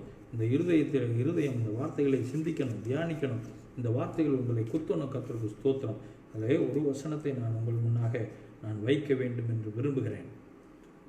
ரோமர் 5ஆம் அதிகாரம் 17வது வசனத்தில், அல்லாமலும் ஒருவனுடைய மீறுதலினாலே அந்த ஒருவன் மூலமாய் மரணம் ஆண்டு கொண்டிருக்க, கிருபையின் பரிபூரணத்தையும் நீதியாகிய ஈவின் பரிபூரணத்தையும் பெறுகிறவர்கள் இயேசு கிறிஸ்து என்னும் ஒருவராலே ஜீவனை அடைந்து ஆழ்வார்கள் என்பது அதிக நிச்சயமாமே. அந்த சிங்கிள் பர்சன், ஒருவன் ஒருவன் ஒருவன் ஒருவன். அந்த ஒருவனாகிய உன்னைத்தான் சொல்கிறேன், ஒருத்தியாகிய உங்களைத்தான் சொல்கிறேன். உங்களுக்குள்ளே உங்களை நேசிக்க நீங்கள் கற்றுக்கொள்ளுங்கள். நீங்கள் உங்களை நேசிக்க ஆரம்பிச்சிட்டிங்கன்னா அப்போ தாங்க உண்மை என்னன்னே தெரியும். உங்களை நேசிக்கிற அந்த நேசத்தில் ஆராய்ந்து பாருங்கள். அப்போ தாங்க என்னன்றது தெரியும், அப்போ தாங்க சூழ்நிலை தெரியும், அப்போ தாங்க உங்கள் குடும்பம் உங்களுக்கு தெரியும், அப்போ தாங்க உங்களுடைய தெய்வம் உங்களுக்கு தெரியும், அப்படி தாங்க உங்களுடைய வாழ்க்கையினுடைய அர்த்தம் உங்களுக்கு தெரியும், உங்களுடைய செயல்பாடுகள் உங்களுக்கு தெரியுங்க. தயவு செய்து my dear brother and sister, my dear daughter and son, my beloved, my people. Please search you. Please search you. Please, you love yourself. First you love yourself. It is must. உன்னை நேசிக்க கற்றுக்கொள். உன்னை நேசிக்காமல் மற்றவர்களை இழந்து விடாதே. உன்னை நேசிக்கிறேன் என்று ஆடை அலங்காரத்தில் உன்னை அலங்கரிப்பதை நான் சொல்ல வரவில்லை. அதை தேவன் விரும்பவில்லை. அதை தேவன் விரும்பவில்லை. உன்னை நேசிக்கிற நற்குணங்களினால உன்னை நிரப்பு. உன்னை நேசிக்கிற நல் சிந்தனைகளால உன்னை நிரப்பு. உன்னை நேசிக்க உன் இருதயத்தில் நல்ல விஷயங்களை நிரப்பு. உன் திறமையை நீ நேசி. ஏன் பிறந்தேன் நினைக்காத. நான் ஏன் இருக்கிறேன்னு நினைக்காத. படிக்கலையா, ஏன் படிக்கல அப்படிலாம் நினைக்காத. உனக்குள்ளே தேவன் ஒன்றை வைத்திருக்கிறார் என்பதை நினைத்துப்பார். உனக்குள்ளே ஒரு திறமையை வச்சிருக்கிறார். உனக்குள்ளே ஒரு மேன்மையை வச்சிருக்கிறார். உனக்குள்ளே ஒரு அழகை வச்சிருக்கிறார். உனக்குள்ளே ஒரு ஆசீர்வாதத்தை வச்சிருக்கிறார். உனக்குள்ளே ஒரு நன்மையை வச்சிருக்கிறார். உனக்குள்ளே நல்ல விஷயங்களை நற்குணங்களை கர்த்தர் வைத்திருக்கிறார். உனக்குள்ளே நல்லவைகள் புதைந்து கிடக்கிறது. அதை உன்னை நேசிக்கும் பொழுது உனக்கு தெரியும், இல்லைன்னா தெரியாது. கர்த்தருக்கு தோற்றம். சிம்பிளா சொல்றேன், என்னை நேசிக்கிறேன். என் கை விரல்கள் நன்றாக இருக்க வேண்டும் என்று விரும்புகிறேன். எனவே என் நகங்களை நான் வெட்டுகிறேன். இன்னும் ஏன் முடிவெட்டுறேன், ஒரு அளவா வச்சுக்கிறேன். என்னை நேசிக்கிறேன். ட்ரெஸ்ஸு நல்லா போடணும்னு நினைக்கிறேன். ஏன் என்னை நேசிக்கிறேன். லிமிட், அளவுதான், அளவுக்கு மிஞ்சி அல்ல. கர்த்தருக்கு தோத்திரம். அப்போ என்னை நேசிக்கிறேன். நான் என் இருதயத்துக்குள்ளே என்னை ஆராய்ந்து பார்க்கிறேன். நான் நல்லது, அதான் முன்னே சொன்னேன். நான் ஆற்றுல குளிக்கணுன்றதுக்காக நான் கூவத்தில் குளிக்க மாட்டேன். ஏன்னா என்னை நேசிக்கிறேன். சாக்கடைக்குள்ள விரும்ப மாட்டேன். உன்னை நேசிக்கிற, தன்னை தான் நேசிக்கிற எல்லோரும் நல்லவைகளையும் நன்மையானவைகளையும் நற்கிரியைகளையும் நல்ல திறமைகளையும் தங்களுக்குள்ளே வளர்த்து கொள்வார்கள். அவைகள் அவர்களுக்குள்ளே வெளியே போகும், மற்றவர்களுக்கு பிரயோஜனமாக இருக்கும். தேவனாய கர்த்தர் அப்படிப்பட்ட ஆசீர்வாதத்தை எல்லாருக்கும் கொடுப்பார் என்று சொல்லி உங்களை நேசியுங்கள். தேவனை முழு இருதயத்தோடு, முழு ஆத்மாவோடு, முழு மனதோடு நேசிக்கணும். உன்னை நேசிக்கிற போல பிறனை நேசிக்கணும். உன்னை நேசிக்க நீ கற்றுக்கொள். அந்த உன்னை நீ நேசிப்பண்ணா உன் சரீரத்தை நல்லவைகள் தான் ஆட்கொள்ளும். உன் இருதயம், உன் மனதை நல்ல விஷயங்கள் தான் ஆட்கொள்ளும். உனக்குள்ளே கர்த்தர் அநேக நன்மைகளை வைத்திருக்கிறார், திறப்புகளை வைத்திருக்கிறார், விசேஷித்த அபிஷேகத்தை வைத்திருக்கிறார், விசேஷித்த வல்லமையை உனக்குள்ளே வச்சிருக்கிறார், விசேஷித்த ஆசீர்வாதத்தை வச்சிருக்கிறார். இவ்வளவு பெரிய நல்ல விஷயங்களை பெற்றுக்கொண்ட நீ உன்னை நேசிக்காமல் போவாயானால் அவைகள் வெளிப்படாது. அவைகள் வெளிப்படாது. உன்னை நேசிக்க கற்றுக்கொள்ள அன்பு தேவ ஜனமே, நீ இந்த தேசத்தில் மிகப்பெரிய ஆளாய் எழுதுவாய். கர்த்தர் உன்னை அப்படி நடத்துவார் என்று பிதா குமாரன் பரிசுத்தாவின் நாமத்தில் உங்களை வாழ்த்துகிறேன். கர்த்தர் பெரிய காரியங்களை செய்வார். ஒருவேளை இந்த செய்தி உங்களை தொட்டிருக்குமே ஆனால் என்னோடு தொடர்பு கொண்டு பேசி ஃபீட்பேக் கொடுங்க. ஆண்டவர் உங்களை ஆசீர்வதிப்பார். மிகுந்த பாரத்தோடு, ஜெபத்தோடு, வாஞ்சையோடு இந்த வார்த்தையை உங்களோடு வைக்கிறேன். இந்த வார்த்தை உங்கள் வாழ்க்கையில் உங்களோடு பேசிக்கொண்டே இருக்கட்டும். இது பேசுமானால் உங்களை உருவாக்கி உங்களை கருப்பாக இருந்தாலும் அழகாக இருக்குது என்று சொல்லுகிற நிலைமையில உங்களுடைய அழகை உங்களை நேசிக்க வைக்கும். உங்கள் திறமையை உங்களை நேசிக்க வைக்கும். உங்களுக்கு கொடுக்கப்பட்டிருக்கிற கர்த்தருடைய அபிஷேகத்தினால் உங்களை நேசிக்க வைக்கும். உங்களுக்குள்ளே தேவன் கொடுத்திருக்கிற வல்லமை உங்களுக்குள்ளே உங்களை நேசிக்க வைக்கும். உங்களுடைய அழகை நீங்கள் நேசித்து மற்றதை பற்றியெல்லாம் கவலைப்பட மாட்டீங்க. அது நல்லா இருக்குது, இது அழகாக இருக்குது, அதெல்லாம் இல்லை. உங்களுக்குள்ளே கர்த்தர் நிறைய வச்சிருக்கிறார். அது உங்களிலிருந்து பொங்கி எழும்பட்டும். உங்கள் ஊற்று வீதிகளிலே பாயட்டும். தேவநாம மகிமைப்படட்டும். God bless you. ஜெபிப்போம். பரிசுத்தமிழ் நல்ல பிதாவே, இயேசப்பா நாமத்தினால் உடைய சமுத்திரம் நல்ல ஆராதனைக்காய் ஸ்தோத்திரம். நல்ல சந்தர்ப்பத்தை கர்த்தர் கொடுத்து தடைகள் இருந்தாலும் மாற்றி போட்டு தேவனாய் கர்த்தர் அனுக்கிரகம் பண்ணினீர். என் அன்பு பிள்ளைகளை நான் ஆசீர்வதிக்கிறேன். கேட்கிறவர்கள் ஒவ்வொருவரையும் ஆசீர்வதிக்கிறேன். ஆண்டவரே, ஒரு பெரிய மாற்றம் உண்டாகட்டும். ஆண்டவரே, ஒரு மிகப்பெரிய எழுப்புதல் உண்டாகட்டும். கர்த்தர் பெரிய காரியங்களை நீ சொன்ன வார்த்தையினுடைய காரியங்களை சுருக்கமாய் சொல்லியிருக்கிறேன். கர்த்தர் இதை தம்முடைய மக்களுக்குள்ளே பெருக பண்ணுவீராக. வல்லமை விளங்கட்டும். பெரிய காரியங்கள் நடக்கட்டும். அதிசயம் ஆச்சரியம் நடக்கட்டும். ஆண்டவரே, ஒரு பெரிய மாற்றத்தை கர்த்தர் உண்டாக்குவீராக. பிதா குமாரன் பரிசுத்த ஆவியின் நாமத்தினால் எல்லோரும் உடைய கரத்தில் ஒப்பு கொடுத்து செபிக்கிறேன். காத்துக்கொள்ளும் மகிமை கர்த்தருக்கு இயேசப்பா நாமத்தில் பிதாவே.